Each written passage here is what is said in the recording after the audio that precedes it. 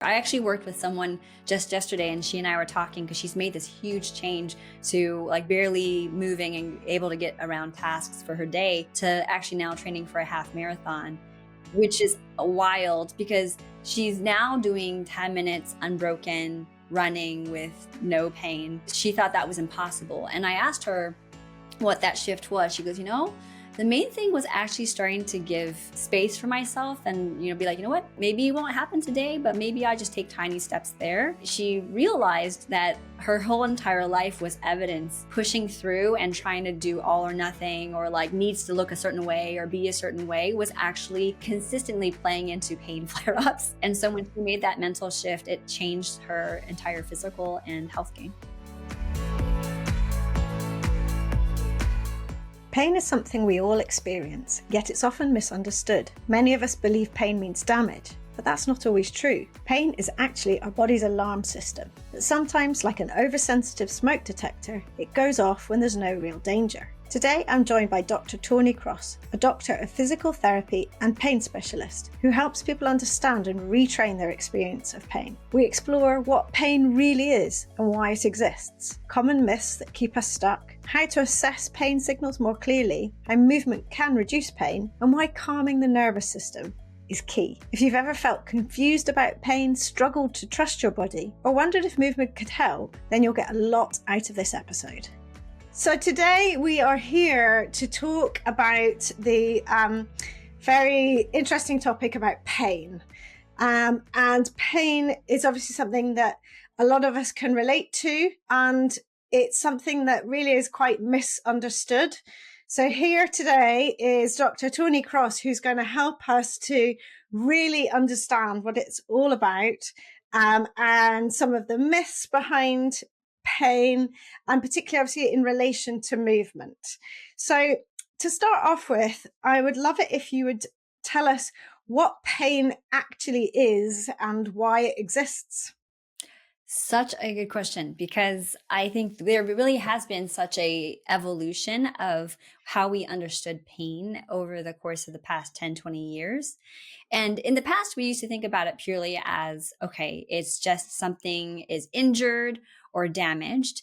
And we now know that that's not true completely. We know that while we still want to factor in tissue and injury, essentially what pain is, it's kind of like our body's natural alarm system. And when we say alarm system, we often use the example of a smoke alarm.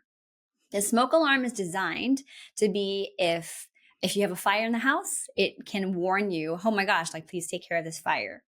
Now, if you have a fire alarm that is like mine, it's a little bit too sensitive. So when your system registers like overbaked cookies, or if you took a hot shower and the steam hit the alarm just right, it rings anyway and it screams fire, fire, fire, even though there really isn't a fire there. It's like the steam from the shower. And that's what happens with pain in general, whether it's chronic or acute. It is designed to be that alarm system to protect you. With chronic pain specifically, it gets a little bit too sensitive. It does pick up the baked cookies, it does pick up the steam, and then it picks up doing nothing at all.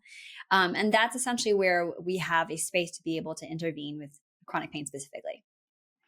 Perfect. That makes absolute sense. I love that analogy. That really, really helps to explain it. And we all know when it's gone off unexpectedly and you can't get it to go off very easily.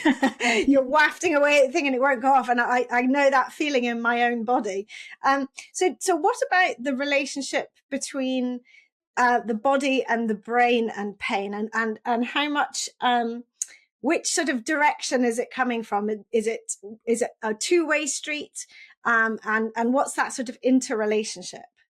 Yes. So I would say it's not one direction or another, although depending on what space you're in, you're going to find a lot of people who say it's more from brain to body, but it is a two-way street. There is a relationship, and it's not just brain.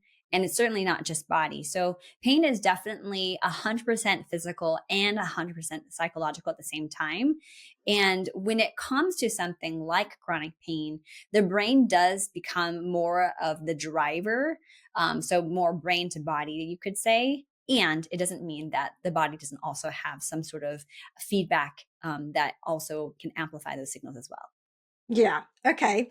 Um, so moving on to the myths, because I think this is the most interesting part, because there's so much conversation around pain, and people are always making sort of throwaway comments that have become quite common narrative about pain. And when we hear those, we perpetuate them, or they make us react or move or see pain in life differently. So Mhm. what would you say are the most common myths? Oh my gosh. I think this is such an important one because I think oftentimes these myths are perpetuated by medical providers. By what? Sorry, I didn't get that. Medical providers, Oh, right? really? Okay. Like, I mean, I would say both, but I hear a lot of frustration when people say the doctor says it's because of my weight. I have to lose Ooh, weight because of pain, which is horribly invalidating in a lot of different ways because some of these people or a lot of these people have had pain long before there ever was a quote weight unquote problem. okay. So weight has actually very poor correlation with pain. Okay. Um, Another one would be like pain meaning something is damaged. And like, again, this can be from how you grew up and it can be from going to see a doctor. And when the doctor looks at you and you have, let's say, knee pain, they look at your knee and they go, oh, let's look at it, do an x ray or an MRI because they're expecting a physical structure that is injured or damaged in some way. So that could be a subtle way that the myth is perpetuated is just, all right, I have pain in this area. So it must be there's a structural problem in this specific area.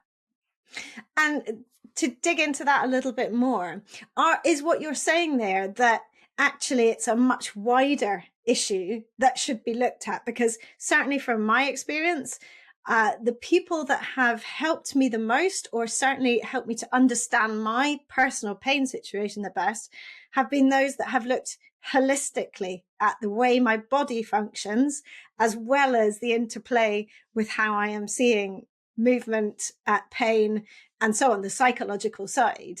And I certainly am a big believer that if you do go to someone and you go with a sore shoulder and they just treat the shoulder, that there's definitely something missing. Given that we are animals that move in whole body movement patterns pretty much all the time, we rarely just move the shoulder. Yeah, Wendy, it sounds like you had amazing pain care. um, yes, so you definitely want to approach it from a holistic angle. Now, again, not to say that the a body part that is in pain doesn't need to also be looked at, Yeah. but when it's a pain that comes in without any precipitating injury, that's one indication where you want to be able to explore beyond the body. For example, if I one day woke up and I said, oh my gosh, like my knee just started hurting out of nowhere, right? Sure, I can consider some of the structures and like what caused that the nerves in the area to actually start to become a driver.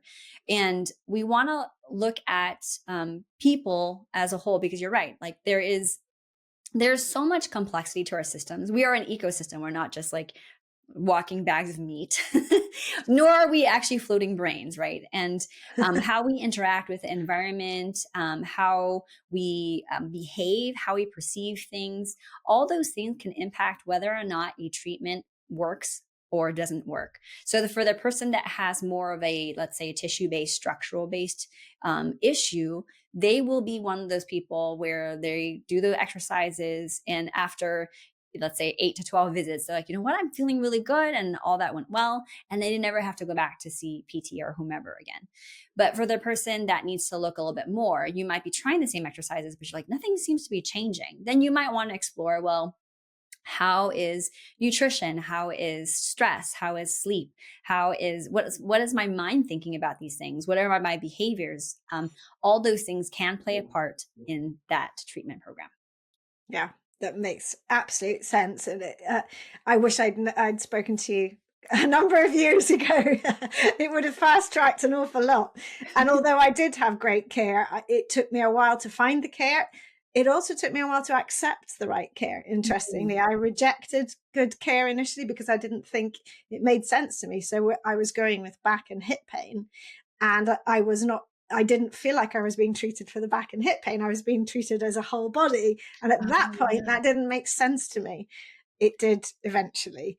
You talked about the fact that there can be pain can happen when there isn't actually tissue damage happening. So tell me about the sort of the cycle of, if you have had an injury, for example, and you know about that injury, how pain sort of helps us through that process towards recovery, and where it might go wrong. Sure. So the average healing time based off of tissue structures, period, meaning like things are knit together, you don't see a tear or wound or something anymore, is roughly 6 to 8 weeks. And in that time period, pain is incredibly helpful because you don't want to move an area that is trying to knit together. Okay. And this is especially true when you see people come out of surgery. The doctors usually say for 6 to 8 weeks, I don't want you to do this. Or if they expect that things are going to be limiting, they might say, okay, you can do certain things, but for right now, I just don't want you to load it like this. That being said, pain outside of that time frame should typically start to wind down. The nerves start to calm down as the tissues heal. Does that happen for everybody? No. And that's where you'll see chronic pain start to become a little bit more of an issue, is as the tissues heal, then the nerves actually stay really, really ramped up. The nerves stay more in that protective state, thinking that this area might continue to need protection, even though the bones, the joints, the muscles, all that stuff looks okay. And there usually is like a pattern to people you see might sensitize rather than others. So if you go talk to a doctor, let's say you're going in for a surgery, they don't just look to see if you need the surgery. They also look to look on your behavioral patterns, your psychiatric history, etc. And like obviously they look at like weight and BMI and all this other stuff too. But the main concern is often more on the psychological end, because if you have high depression, high mental health issues, that indicates stressors in some shape or form. And the nervous system is really great about protecting you against stress. So Yeah. when you have stress of any type of nature, whether it's physical to psychological to emotional, etc., the more you have of them, the more likely your nervous system can sensitize. Okay. Yeah. Okay. Totally makes sense. And so then the pain initially is it's really important to respond to that acute pain. Mm-hmm. And I think we all know what acute pain feels like, because obviously there's the reflex pain of when you hit the hot thing and you instantly react. But to sort of make that into a bigger picture, it's the same when you have got a sudden injury, something really hurts and it stays, and you're instantly less mobile because your body is immediately saying, don't use this area, you do really need to protect it. And you're saying that that should decrease over time, but and it could be a number of weeks to months, but really it's quite a short term thing, and that after that point it really should recover on its own. Or do you feel like it always, I mean, it's obviously varies so much depending on what the thing is, but in that time there's an awful lot of talk about how important it is to keep moving. Things like, for example, when someone has a hip replacement, Mm-hmm. nowadays you're told that actually to get the best benefit from that sort of imposed pain, Yes. you've got to get up and get going. And in Mm-hmm. fact, that is even loading, not in very complex ways, but actually to get up and get going is the most beneficial thing. So has there been a lot of discussion around that in recent years? And do you think that might have caused sort of confusion for some people? Oh, it's absolutely confusing for some people. Whether or not surgery, not surgery, like you get a lot of like crossover talk from provider to provider. Some providers are like, oh no, it's painful, stay away from this. And then you'll get other providers that are just like, oh, well, you're just going to have to learn to live with it. So keep pushing through, you know? And neither of those messages are good. Yeah. Because really there are nuances, and absolutely, yes, when you come out from a surgery, they will want to get you moving as soon as possible within reason. right? If Yeah. you're for sure not supposed to, weight bear when your bones are just like fixated with some rods and screws. You're not really supposed to put weight through it because the bones need more time to heal to really kind of knit together there. But that being said, when we are extending our time not moving, when we are in so much fear of that specific movement, our nerves also decide, okay, well, I'm going to continue to make this area protected because this person's not moving. This means this area is like needing a lot more support. So the movement piece, again, with nuanced kind of graded exposure, you are teaching your system, hey, this movement is safe. This thing that I'm doing isn't actually scary. In fact, might be helpful. And when you do move and you get your heart rate up a little bit, you also improve like blood flow and nutrition to the area too, which can also foster healing and calming of the nerves. Just taking a quick pause because I want to tell you about a new offer exclusively for listeners of this podcast. If you'd like to improve your mobility, strength, and learn more about moving well in daily life now and to train for your 90s, come and move with me in the Reclaim Movement membership. There's weekly live coaching in term time with hundreds of replays available, as well as hordes of 5 and 10-minute mini movement videos to follow throughout your day. I'm offering you a 15% discount on your first month's membership on top of the 7-day free trial. Go to reclaimmovement.co.uk/membership to create your account and quote the code podcast15. Let's move together to feel better and keep doing all the things you love. Yeah, and actually, so the opposite is therefore even a problem, because when we're more sedentary, we're not getting that nutrition and we're not getting the blood flow. So actually, we're slowing up our recovery, and potentially by doing that sort of protective movement, we're potentially affecting other areas. And that's when we get into compensation patterns as well, where we start to carry, and you've talked about protecting already. So that sort of protective, I think people would be likely to say, but I know I'm doing it, but I can't really change that. How do I get past that? What would your advice be for them? Yeah, I think that part of the issue that comes with like trying to change an adaptive pattern is that people usually try to do it all at once. Like they're like, okay, I'm trying to force my gait to be normal, or I'm trying to make my leg become normal. And the nervous system doesn't appreciate being forced into doing anything. It likes really that gradual change. And you want to be able to ensure safety both on the physical level as well as the emotional, psychological level first. So, an example would be let's say someone I know is leery about raising their arm. Um, I might not actually start with raising their arm, especially if their pain and their fear levels are 9 out of 10, right? And Yeah. that might be too much too soon. In which case, I might say, you know what? How do you feel if you laid down and did this exercise? So you're not moving against gravity and you can use your other arm for support. And that might start to lower both their pain and their fear levels. And if it's still a little high, I actually might go into imagined movement. So there's like varying degrees of how to explore movement and find safety. And it can go all the way back to just mental movement before you get into physical movement. Well, and describe that a little bit more. So you mean literally visualizing movements and visualizing them as safe things to do? Yeah, absolutely. There's a lot of research on visualization, and on the very like let's say elite end of the spectrum, Olympic swimmers and Olympic just athletes use visualization, and there is research to show that the ones that visualize the best are usually the ones that win. Wow. Which is pretty cool. Like, because the imagined movements actually tap into the same areas of your brain. So if I raise my right arm versus if I imagine raising my right arm, the same parts of my brain will light up, which It's is super cool. amazing. Yeah. And then when you imagine the movement, it can help your system be like, oh, wait, okay, I'm imagining this. And it feels safe to do because you're not actually moving.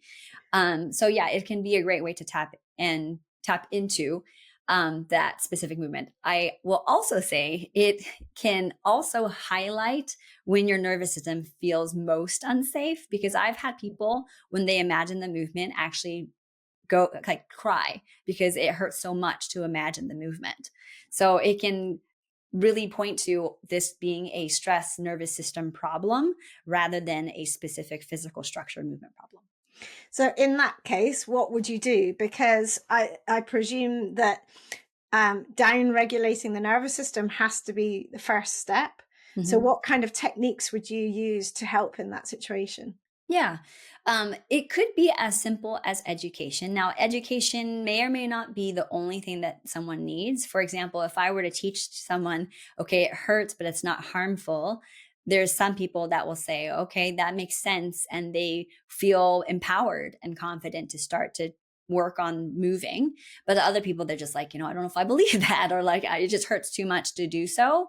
And in which case, typically I would work on exploring other things like is there something that they are willing to work on in terms of breath work, like finding safety Right. in the nervous system? Can they work on psychological pieces? And if they really wanted to focus on movement and they still are really triggered with imagined movement, I have them actually look at other people. I'm like, can you imagine that person moving? Yeah. Can you imagine like being outside of your body, watching your body moving? So kind of separating even further that sensation from their physical body is one way to also get into movement. I think it's a very interesting subject because because of all these myths and misconceptions, there is a link, a strong association between pain and us moving, making that pain worse. Mhm. From my own personal, I've talked about it before, but when I finally got a scan after being in pain for 3 years, I was at the point where I pretty much knew that things weren't working badly in my body, as it were. But at the same time, I was still in pain, having flare ups. And that scan showed that there was nothing structurally wrong with me. And the consultant said, yeah, you can go off and run.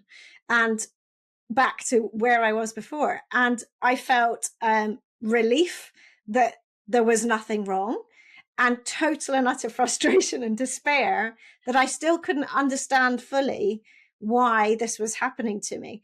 At that point, I was starting to work on the more psychological side of what was Mhm. happening to me, and the fact that connecting the fact that did have a very sort of what I would call sensitive constitution, sensitive physiological system, where I do I feel more emotionally and deeply, and actually that connection with my body was really ingrained and deep. And when I started to hear people talking about the fact that I was being hypervigilant about my pain, Mm.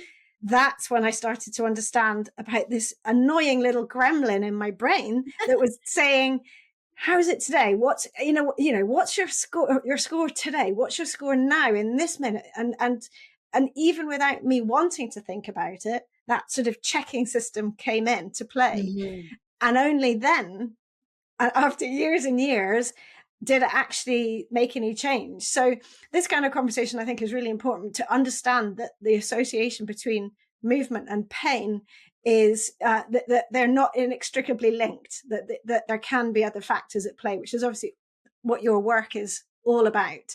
And hence I love it. Really important. I will link your Instagram because there's lots of great posts on there about myths, debunking those myths that we would hold on to, but they don't serve us because they perpetuate the pain. So coming into the body in terms of the signals of pain, we've talked about acute and we've talked about chronic. So when would you say that rest is important, and how can people better understand their own pain signals? But I think particularly talking about chronic pain, because obviously there's also different levels of chronic pain where you've had something for years, it's low level and it just has been annoying you, but it's also sort of limited you. You've always said, oh, I can't do that because I've got a dodgy this. Mhm. Um, what advice would you give to people about how they should truly listen to those signals from their body, to then do something about it?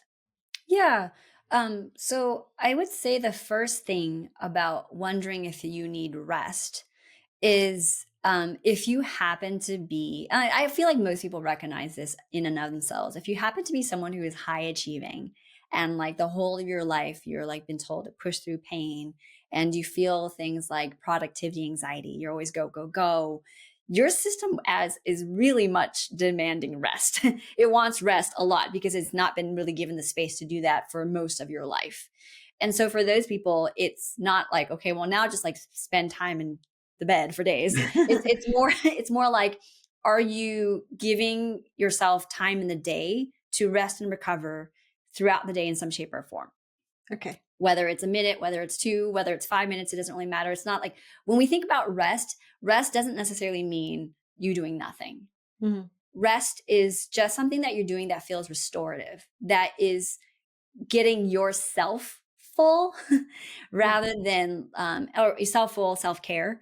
Um, but that being said, I think what it comes down to is body awareness, which most people are less attuned with, but especially true for people with chronic pain. There's a very strong mind body disconnection.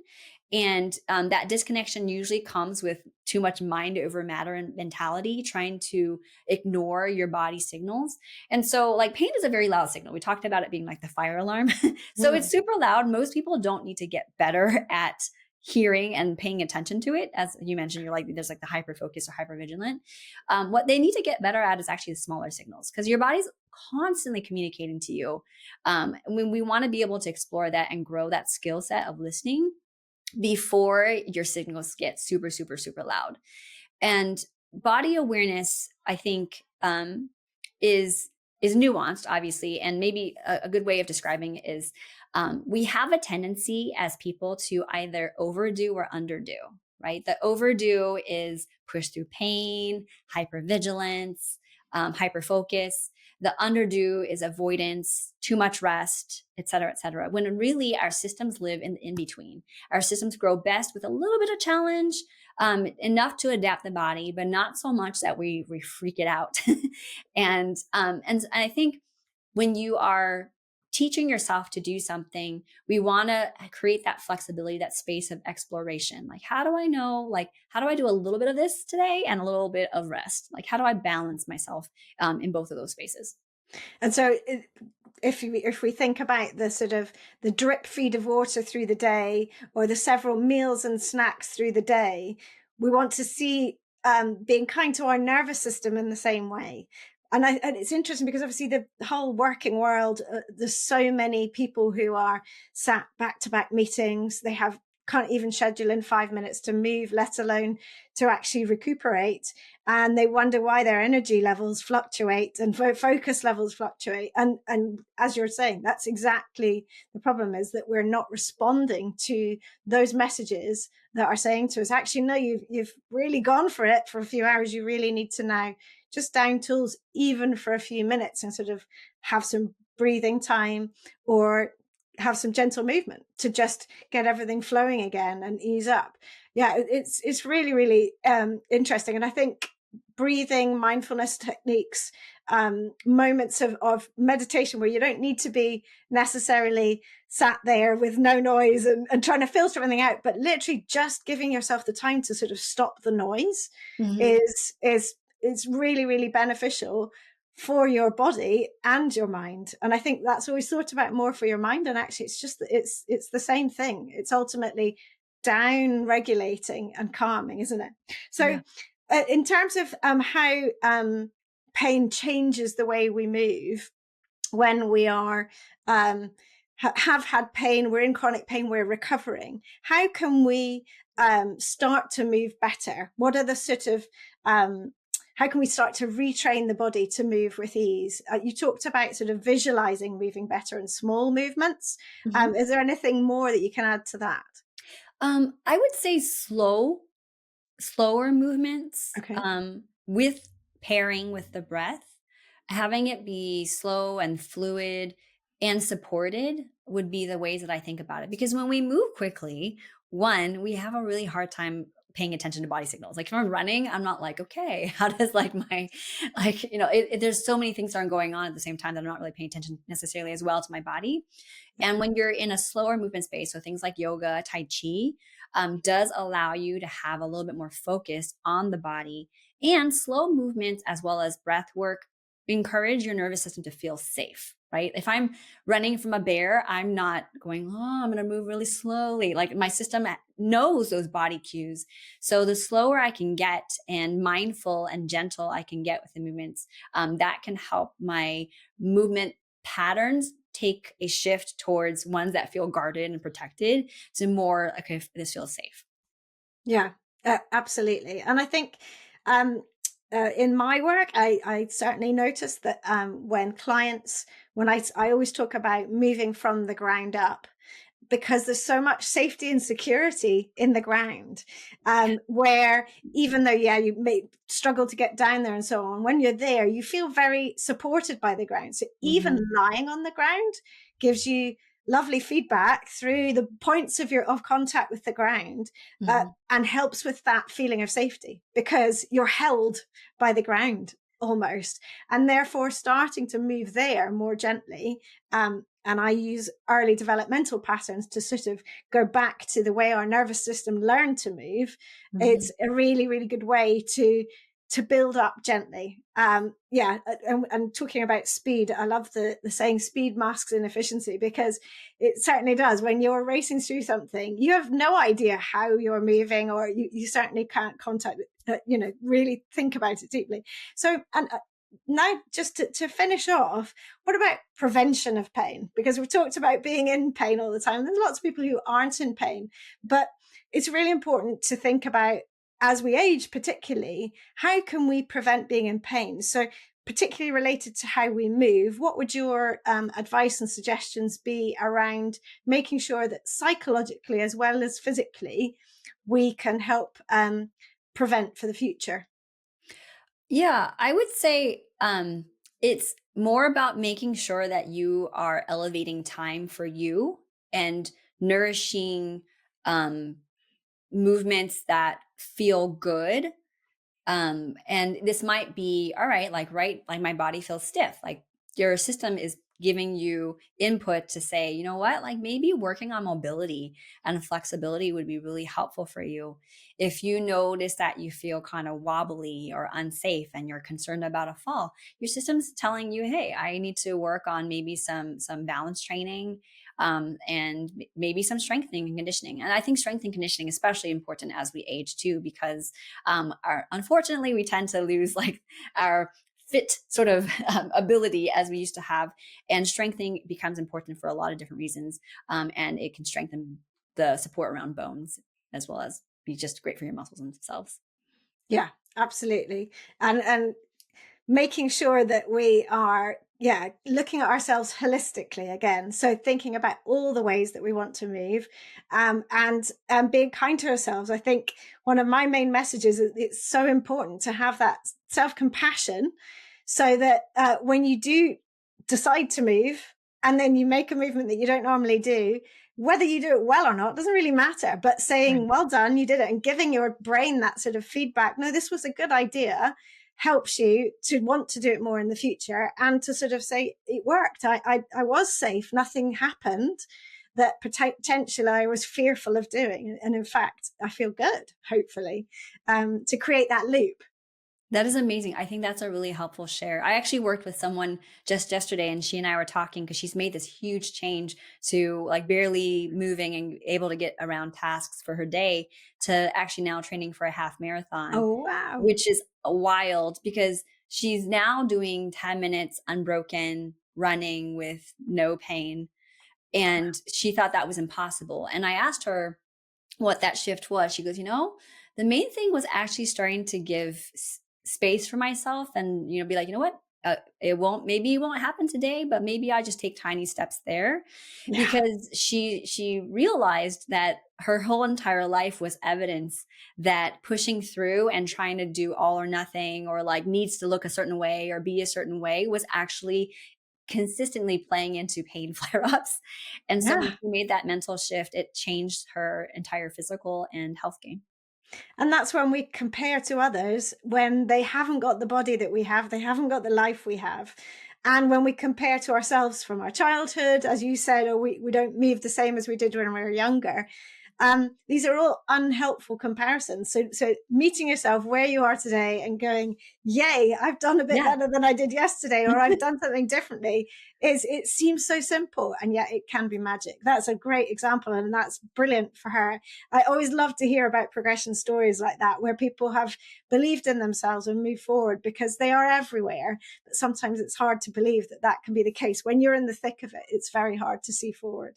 Yeah. Thank you so much for joining me, Tony. It was really, really good conversation. I think everyone will have learned a lot, and hopefully it has helped people to trust themselves a little bit more, to see that there are opportunities to get past pain. I'm living proof of that, and it takes effort and consistency, but at the same time, masses of self-kindness. So I will put everything in the show notes about where people can link to you. And as I say, definitely go and look at your Instagram, which we'll share the clip on, because there's so much useful stuff in there. Wendy, thank you so much for having me. Pleasure. I hope you've enjoyed listening, and if you have, you can help by doing 3 things. First, press the follow button to tell podcast platforms you want to listen again. Second, please give the show a 5-star rating and leave a review about why you liked it. And third, I'd love you to share it with friends and family or on your socials, for which I'm truly thankful. Finally, if this podcast is making you want to start reclaiming your own movement, join me in the Reclaim Movement membership for classes, both live and by replay, and countless videos of mini movement breaks to add into your daily life, covering practical and fun, important natural movements. Visit reclaimmovement.co.uk/membership to get started with your 7-day free trial. See you for the next episode, and thank you so much for listening.